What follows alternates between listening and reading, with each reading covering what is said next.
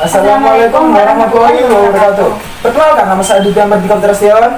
Dan saya Naila Isfa. Dan guru pendamping kami, Ibu Tutut Rukmana MPD. Kami dari SMP Negeri 60 Surabaya dengan kategori lingkungan. Judul proyek kami, sampah kantong plastik.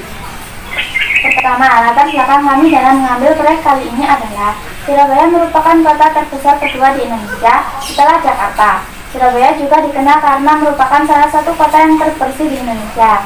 Hal itu dibuktikan dengan banyak penghargaan yang didapat oleh kota Surabaya.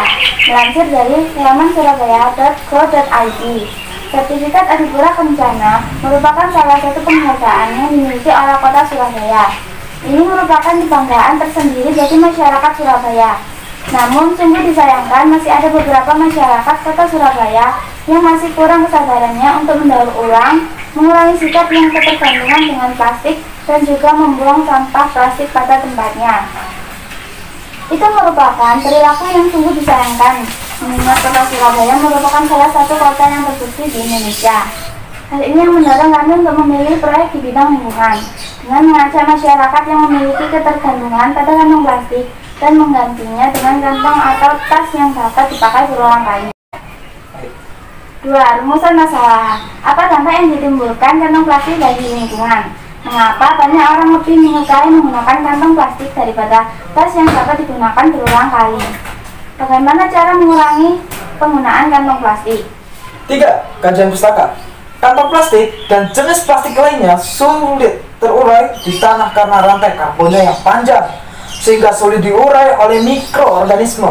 Kantong plastik akan terurai ratusan hingga ribuan tahun kemudian. Kantong plastik yang diklaim ramah lingkungan pun akan terurai lama dan tetap akan menjadi sampah yang mencemari lingkungan. Dampak kantong plastik berbahaya bagi manusia. Kantong plastik yang dibakar bisa menyebabkan pencemaran udara yang menyebabkan gangguan pernapasan. Selain itu, kantong plastik yang digunakan sebagai wadah makanan berpotensi mengganggu kesehatan manusia karena racun pada kantong plastik bisa bertindak ke makanan. Pemicu perubahan iklim. Dari proses produksi, konsumsi, hingga pembuangannya menghasilkan emisi karbon yang tinggi, sehingga berkontribusi terhadap perubahan iklim.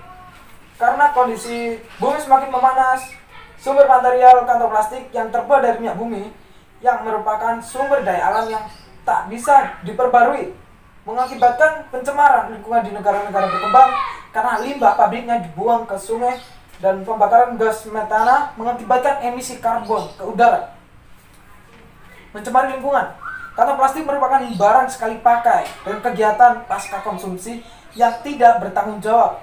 Kantong plastik yang dibuang sembarangan bisa menyebabkan tersumbatnya selokan maupun sungai, termakan oleh hewan, rusaknya ekosistem di sungai dan laut. Karena sampah plastik, khususnya kantong plastik, tidak dikelola dengan bertanggung jawab. Hal ini menyebabkan Indonesia dituduh sebagai penyumbang sampah plastik terbesar kedua di dunia. 4. Metodologi penelitian.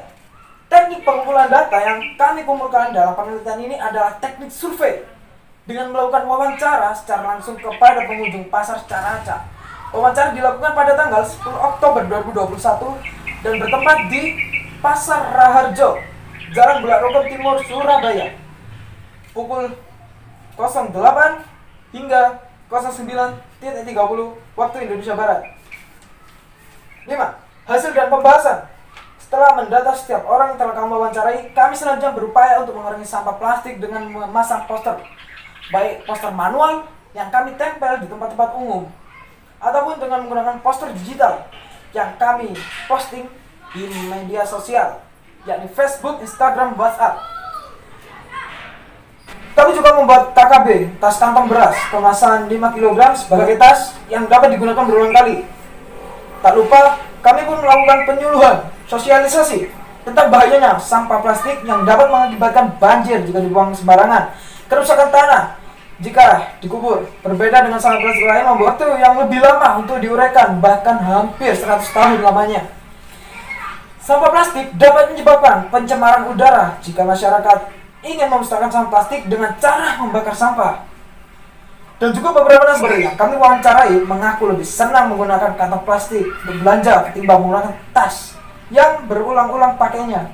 Alasannya tentu saja praktis, yaitu lepas pakai buang. Berbeda dengan menggunakan tas yang dapat dipakai berulang-ulang, penggunaannya tidak praktis. Dan saat selesai dipakai untuk belanja, terkesan mudah kotor. Dapat narasumber juga mengaku saat menggunakan tas yang terbuat dari daur ulang membuat mereka kurang percaya diri. Cara untuk mengurangi sampah plastik yang terpenting adalah kesadaran untuk tidak bersifat ketergantungan pada plastik, lalu mengumpulkan sampah plastik yang masih bisa didaur ulang dan membuang sampah yang tidak dapat didaur ulang ke tempat khusus untuk selanjutnya dikirim ke bank sampah.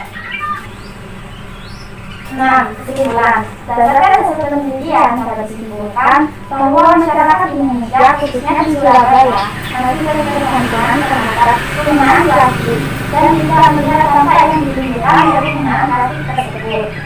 Maka dari itu, usaha mengurangi sampah plastik dimulai dari diri sendiri sebagai contoh bagi orang lain, sehingga masing-masing individu harus bertanggung jawab penuh pada sampah plastik yang dihasilkan. 7. Daftar pusaka Irwin Nick Christine 2009 Pengolahan sampah plastik. Sekian dari kami. Wassalamualaikum warahmatullahi wabarakatuh.